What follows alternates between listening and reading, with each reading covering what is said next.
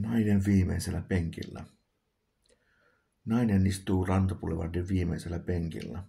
Hän ajattelee omiaan, ei hän minulle kaikkea kerro. Vaikka tapanani on turhan kysellä.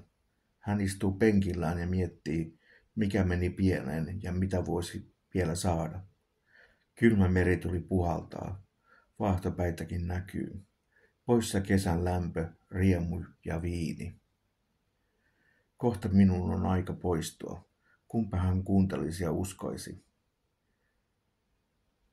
että kaikki on oikeastaan hyvin. Minäkin vuodan verta. Rankka yö. Nähdä joka puolelta ja kaikki. Tuntea, että jotain on tulossa. Rakastaa ikuisesti.